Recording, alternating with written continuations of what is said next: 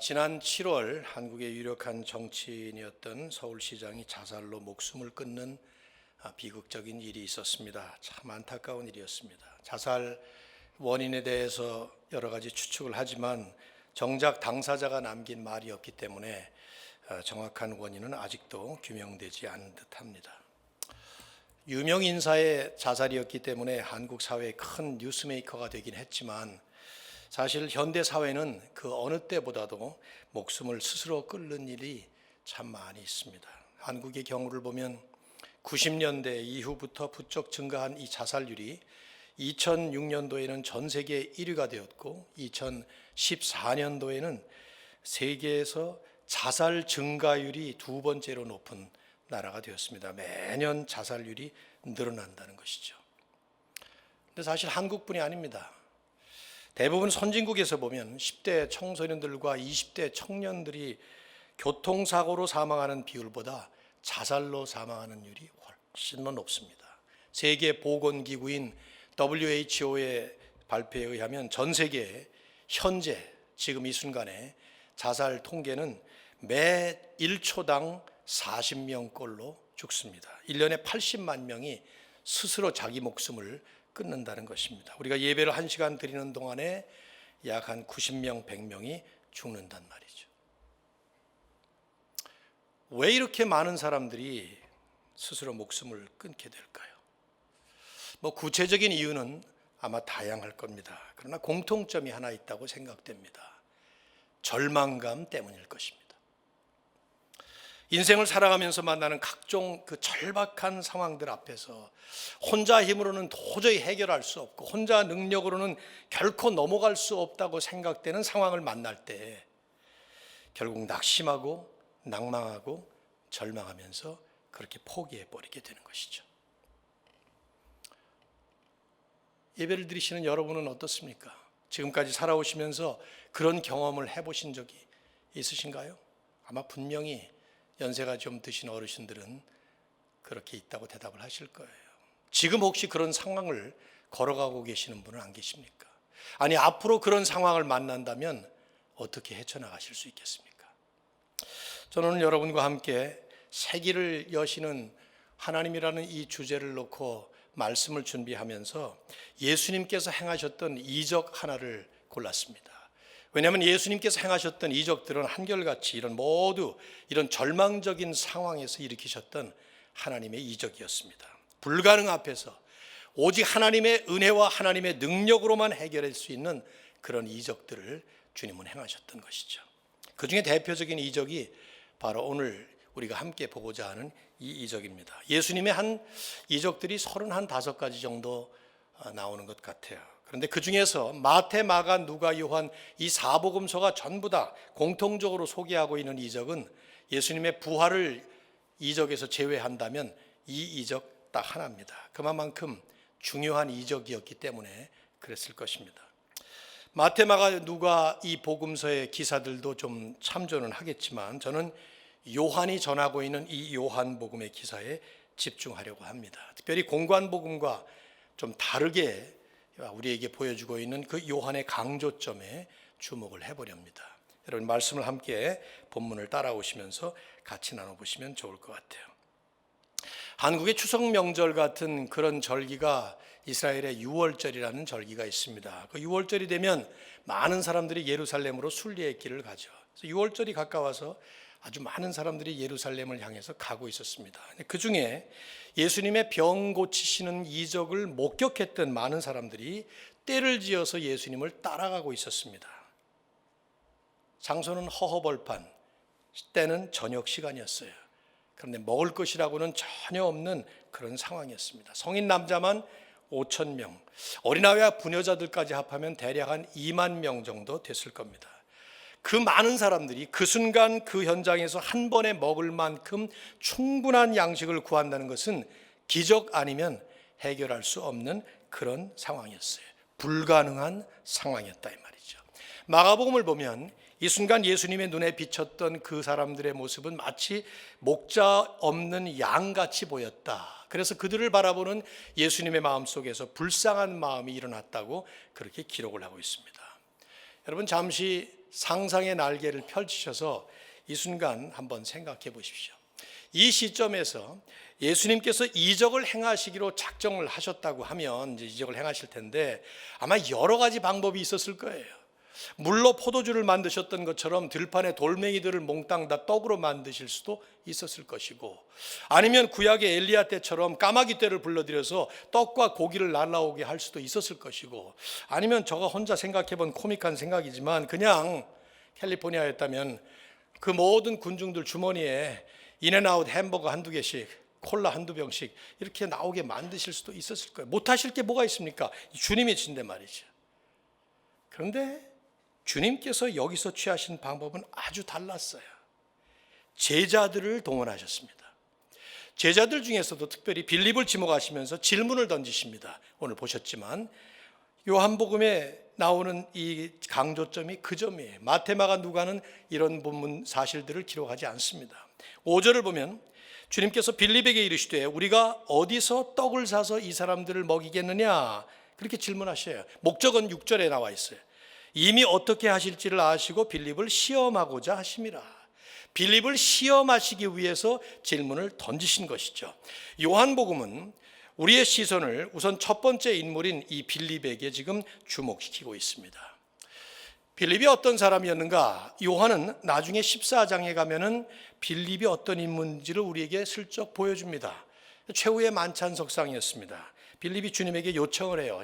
14장 8절에 보면 주여 아버지를 우리에게 보여주옵소서. 그리하면 족하겠나이다. 하나님을 보여달라는 거예요. 눈으로 볼 수 있게. 그러면 내가 만족하겠다 하는 것이죠. 그러니까 예수님이 말씀하셔요. 나를 본 자는 아버지를 보았거늘 어찌하여 아버지를 보이라 하느냐. 약간 책망조로 말씀하시죠. 즉 빌립은 보이지 않는 하나님을 눈으로 볼 수 있게 해달라고 요구할 만큼 가시적 증거나 머리로 이해하는 논리적 개념이 중요한 사람이었습니다. 그래서 예수님께서 어디서 떡을 사와서 이 많은 사람들을 먹일까 하고 질문을 하자마자 그의 눈과 두뇌는 순식간에 회전을 하면서 컴퓨터처럼 돌아간 것입니다. 100명, 200명, 500명, 1000명, 한 5000명, 애들까지 다 합하면 한 2만 명쯤 돼. 최소한 200데나리온은 필요하겠구나. 그것도 모자르겠네. 그래서 대답을 합니다. 7절에 각 사람으로 조금씩 받게 할지라도 200데나리온의 떡이 부족하리이다. 아주 틀림없는 계산이죠. 정확한 판단입니다. 그러나 그런 빈틈없는 산술과 논리적인 판단이 자기 한계를 넘어가는 수치에 이르자마자 그의 입에서 나오는 말은 불가능합니다 하고 대답을 한 것입니다.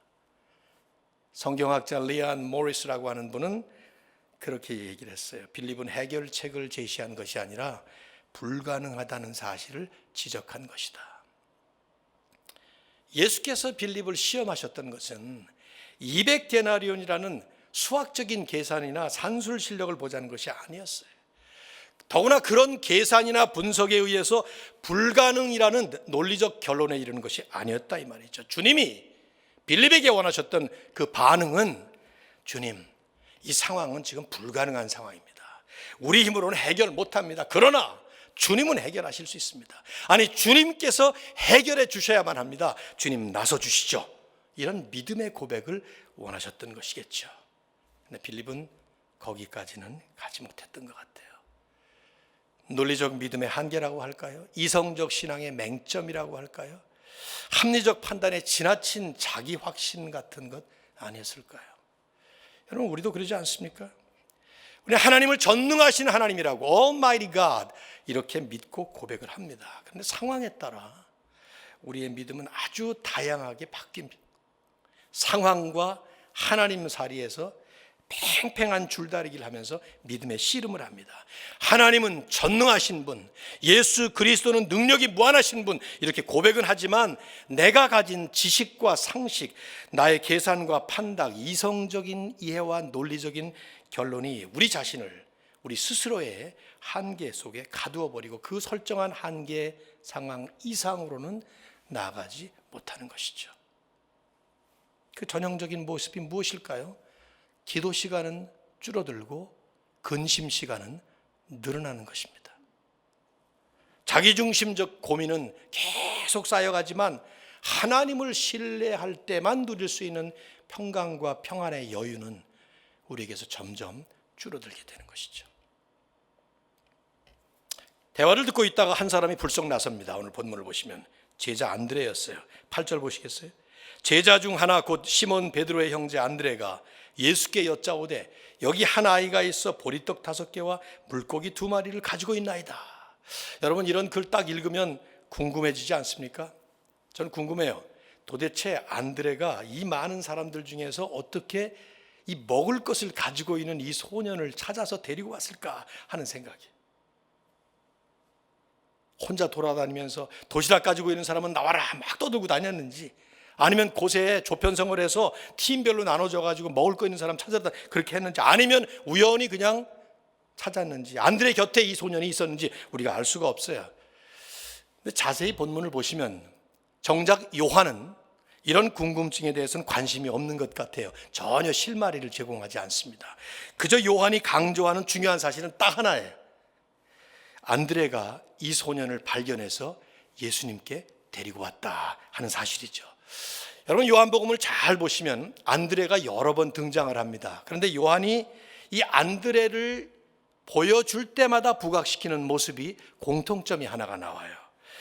요한이 안드레에 대해서 3번 언급을 하는데 일관성 있는 모습이에요. 가장 먼저 나올 때는 제일 먼저 주님을 따라 나선 사람이 안드레입니다. 12제자 중에서 첫 번째로 주님을 따라 나선 사람이에요.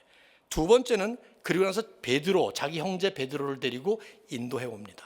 세 번째는 나다나엘이라는 사람에게 와보라, 그 유명한 짤막한 전도의 말을 남기면서 데리고 온, 여기도 마찬가지로 이 아이를 지금 데리고 오죠. 이 3번 모두가 누군가를 부지런히 데려다가 주님 앞으로 데리고 오는 행동적인 사람으로 요한은 그려주고 있어요. 뭐 의심할 바 없이 안드레는 분명히 적극적이고 행동적인 일꾼이었습니다. 지금 여기서 예수님과 빌립의 그 대화가 오고 가는데, 그래서 스스로 끼어드는 거예요. 물어보지도 않는데. 그리고는 언제 행동 개시를 했는지 도시락 가진 이 소년을 데려다가 주님께 데리고 온 것입니다. 이 사람은 말보다는 손으로, 이론보다는 행동으로 실천에 옮기는 적극적인 행동파 일꾼이었다 이 말이죠. 저는 우선 칭찬하지 않을 수가 없어요. 여러분 안 그렇습니까? 문제를 만날 때 자기가 할 수 있는 최선을 다해서 노력을 하면서 그 문제 해결점을 찾아보려고 하는 아주 적극적인 사람이에요. 어려운 상황이지만 그 어려운 상황에 부딪혔을 때 나름대로 궁리하면서 할 수 있을 만큼 손을 써보는, 발로 뛰어다니는 이런 열심 있고 능동적이고 성실한 노력파 일꾼, 행동적 실천가. 머리로 계산만 하고 그냥 포기해버린 빌립에게 50점 점수를 준다면 저는 안드레는 80점은 받아야 된다고 생각을 합니다. 문제는 그 다음이에요. 만일에 안드레가 여기서 그 다음 말을, 주님 여기 보리떡 5개와 물고기 2마리가 있습니다, 제가 할 수 있는 게 이게 전부입니다, 그러나 이게 뭐 얼마나 대단합니까? 주님이 이적을 행하셔야 합니다, 저는 그저 제가 할 수 있는 일을 했으니 주님께서 행하십시오, 주님께 이런 식으로 말했다면 어쩌면 100점을 맞았을 거예요. 근데 안드레의 결론이 뭡니까? 9절을 보세요. 여기 한 아이가 있어 보리떡 5개와 물고기 2마리를 가지고 있나이다. 그러나, 우리 이 한마디가 참 모든 걸 다 망가뜨리는 경우가 많죠. 이 그러나, 이 말이 항상 문제 아니에요? 그것이 이 많은 사람에게 얼마나 되겠사옵나이까. 보리떡은 그 당시에 그 극빈자들의 음식이었고, 물고기는 떡이 너무 딱딱하고 싱거우니까 곁들여서 함께 먹는 일종의 멸치 말림 같은 그런 것이었습니다. 안드레의 말은 이거예요. 보리떡 5개, 물고기 2마리 내가 얻어오긴 했습니다. 근데 그까짓 것이 무슨 쓸모가 있습니까? 내가 열심히 먹을 것을 구하려고 노력은 했지만, 땀을 흘렸지만 아무것도 소용이 없는 일 아닙니까? 불치병 앓는 가족을 낫게 해달라고 열심히 새벽기도 나와서 기도해보지만 아무 소용이 없습니다. 믿음 없는 가족, 믿음 없는 친구를 예수 믿게 해달라고 그렇게 오랫동안 기도하고 전도해보지만 아무런 효과가 없습니다. 주님 영광을 위해서 세웠던 내 사업을 그렇게 열심히 해보려고 하지만 땀 흘리고 애를 쓰면 쓸수록 오히려 점점 더 미궁으로 빠져가고 있습니다. 자신의 노력과 수고가 그 결과가 너무 초라하고 그 자신의 능력이 한계에 부딪혀 버릴 때 더 이상은 나가지 못하고 그 자리에 주저앉아 버려서 내뱉는 이 안드레의 푸념 같은 고백, 아마 살아오면서 저나 여러분이나 많이 해본 것이라고 생각합니다. 스토리의 클라이막스는 이제부터예요. 짐작하셨겠지만. 근데 이제 여러분 성경을 잘 읽으셔야 된다고 생각해요. 뭐 말하나 마나지만은 이 시점에서 우리가 많이 들었던 얘기는 뭐냐 하면 보리떡과 물고기의 주인이었던 이름 없는 이 소년에게 초점을 맞추는 것입니다. 그래서 이런 얘기 많이 듣지 않았어요? 우리도 이 소년처럼 헌신하자. 보리떡 5개와 물고기 2마리, 이거 아무것도 아니지만 우리가 가진 것 능력도 없고 초라하지만은 그러나 이거 주님께 드려서 우리의 작은 헌신, 적은 헌신 이거 다 주님께 드려서 위대하게 쓰임 받자. 뭐 이런 식의 메시지들 상당히 많이 들으셨을 것 같아요. 이게 상당히 은혜롭게 들리긴 하지만 사실 본문의 핵심과는 거리가 먼 얘기예요. 왜냐하면 이 이적의 초점은 이 소년이 아닙니다.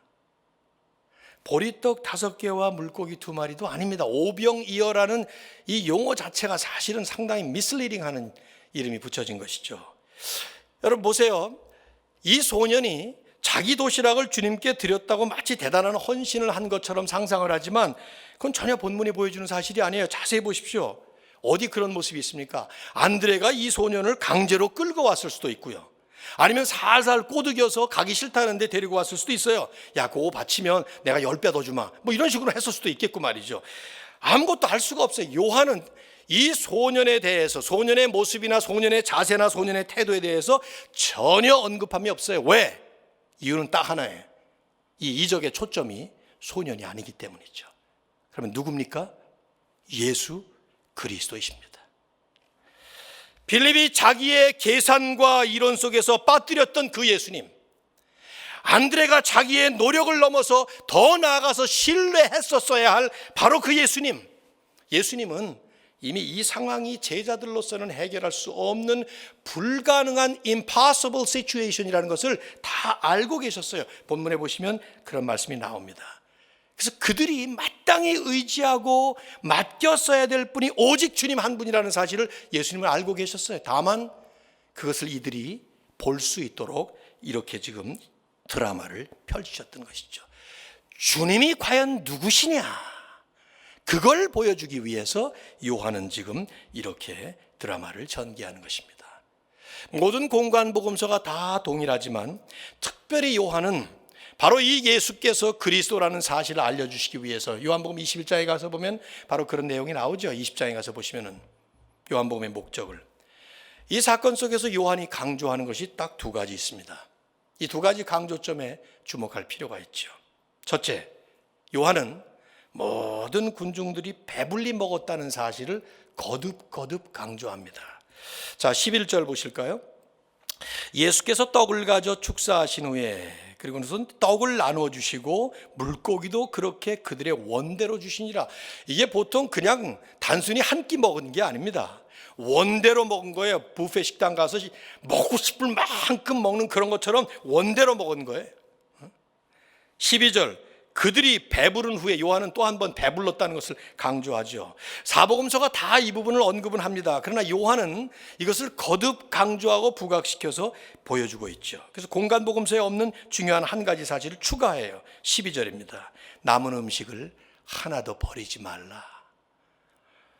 왜 이런 명령하셨을까요? 여러분 식당에서 음식 드시다가 남으면 어떻게 해요? 투고 박스에 가져가시죠? 그거 왜 가져갑니까? 그 버리긴 너무 아까우니까, 소중한 음식이니까 말이죠. 마찬가지일 거예요. 근데 어떤 면에서 이 음식이 소중합니까? 음식 자체가 소중한 게 아니에요. 이적을 통해서 얻은 소중한 음식이에요. 그래서 그 음식을 버리지 말고 그 음식을 보면서 그 이적을 행하신 그분이 누구신가를 깨닫게 하기 위해서 버리지 말라 말씀하신 것이죠. 이것이 이 오병이어 이적의 핵심, 첫 번째 핵심입니다. 풍성함의 주인이신 예수 그리스도, 먹고 또 먹어도 배부를 만큼 그런 풍성함, 남은 것을 하나도 버릴 것이 없을 만큼 그 소중한 것을 풍성하게 베풀어 주시는 바로 예수 그리스도. 예수 그리스도는 이 완벽한 풍성함의 주인이시다. Jesus Christ is the Lord of perfect richness. 이걸 전하고자 표현한 것이죠. 바울이 에베소서에서 참 이 얘기를 많이 한 것 같아요. 아주 구구절절히 말씀을 할 때마다 에베소 1장 8절에 보면 그 기업의 영광의 풍성함이 어떠한 것을 알게 하려. 영광의 풍성함. 에베소 2장 7절에 가면 그 은혜의 지극히 풍성함. 3장 8절로 가면 측량할 수 없는 그리스도의 풍성함. 3장 16절에 보면 그의 영광의 풍성함.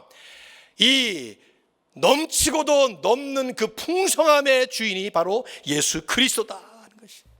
빌립보에 가서도 보면은 빌립보서를 다 쓰고 결론에 가서 4장 19절에 바울이 뭐라고 말합니까? 나의 하나님이 그리스도 예수 안에서 영광 가운데 그 풍성한 대로 너 있을 것을 채우시리라. 드와이트 무디는 그 구절을 은행절이라고 얘기를 했어요. 뱅크버스라고. 은행에다가 돈을 엄청 쌓아놓은 사람 마음 놓고 꺼내 쓸 수 있는 그런 것처럼 말이지. 하나님이 그리스도 예수 안에서 그 안에 그 풍성하신 주님의 그 영광을 따라서 영광 가운데 풍성한 대로 너 있을 것을 채워주시리라. 믿습니까 여러분? 풍성함의 주인이신 바로 예수 그리스도. 여기서 이제 한 가지 혼동하기 쉬운 점이 하나 있습니다. 예수 그리스도를 통해서 풍성함을 누린다 하는 그 얘기는 그 풍성한 복의 주인이 예수 그리스도이심을 잊어버리지 않는다 하는 뜻입니다. 이게 좀 다른 얘기예요. 복이 있는데 그 복의 주인이 바로 예수 그리스도시다. 그걸 기억한다는 거예요. 복 자체보다도 복의 주인이 그리스도라는 것을 기억한다는 것이죠. 여기 이 군중들은 이 점을 놓쳐버렸어요. 오늘의 스토리를 뒤를 더 읽어보시면 이 이적의 핵심은 예수 그리스도를 나타내는 것이었습니다. 군중들은 그런데 그리스도를 경험하기보다는 그분을 통해서 얻어먹은 떡에 더 관심을 갖게 되었습니다.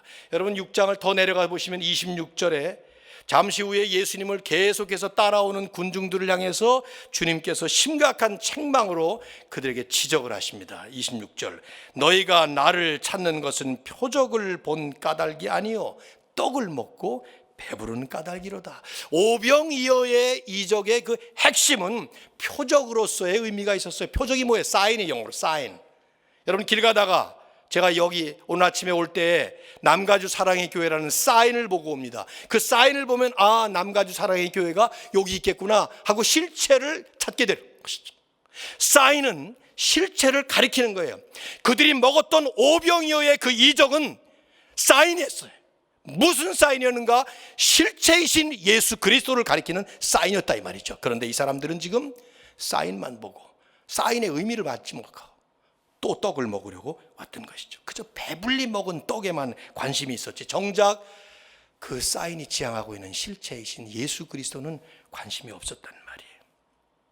마치 생일날 어린아이들이 생일 선물을 주니까 그 선물에 도취돼서 선물을 정성스럽게 준비해 준 엄마 아빠는 까맣게 잊어버리는.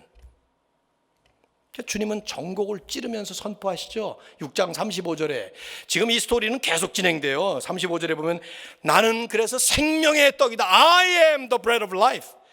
너희들이 먹은 그 떡이 중요한 것이 아니라 내가 진정한 떡이다 하는 얘기를 하시는 것이죠.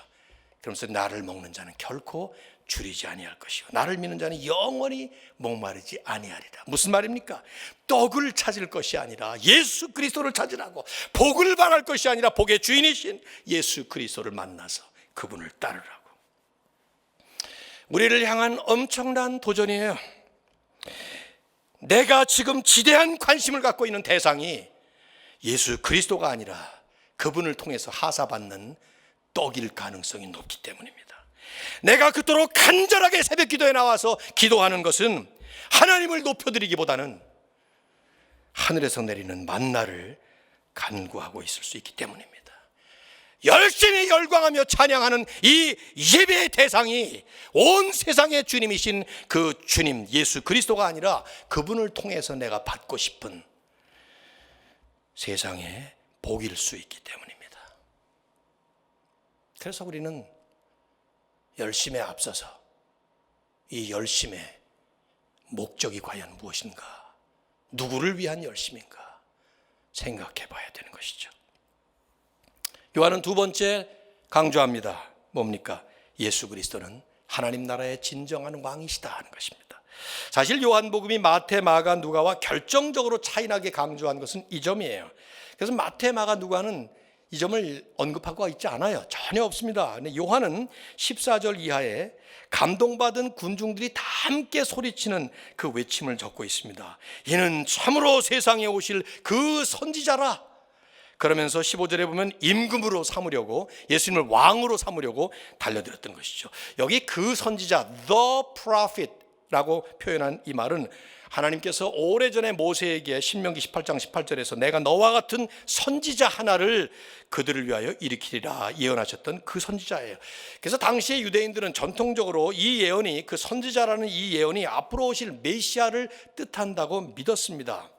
맞는 것이죠. 그런데 그들이 이해했던 메시아는 자신들의 배고픔의 문제를 해결해 줄 해결사 정도, 지금 그 로마의 학정으로부터 벗어나게 해줄 정치적인 지도자 혹은 혁명가 정도로 생각했던 것이죠. 그래서 그들은 이 배부름의 이적을 일으킨, 오병이어의 이적을 일으킨 이 예수님을 보면서 즉각적으로 바로 이 사람이구나, 강제적으로 왕으로 그를 세우려고 했던 것이죠. 이들은 하나님의 아들로서 진정한 하나님 나라의 왕으로 오신 그 예수님으로, 메시아로 만나기보다는 자기들의 허기진 배를 채워주는 보호자 정도로, 임금은 임금이지만 그의 힘을 빌어서 세상살이를 잘 살게 해줄 그런 정도의 임금으로, 마치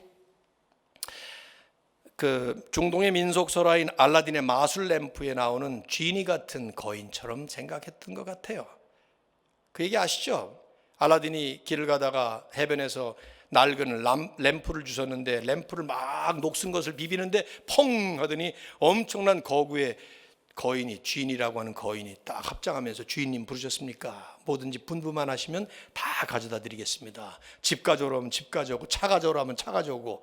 알라딘은 그저 말만 하면 돼요. 그러면 그 전능한 그 주인이라는 노예가, 알라딘의 노예가 그걸 갖다 주는 것입니다. 어쩌면 우리는 마치 그 하나님을 이 지니처럼 부르기만 하면, 구하기만 하면 내게 필요한, 내가 원하는 모든 것을 주시리라고 하는 그 하나님을 불러들여서 내 요구를 채우는 그런 일에 쓰고 있지는 않은가 하는 생각을 아니 해볼 수가 없는 것이죠.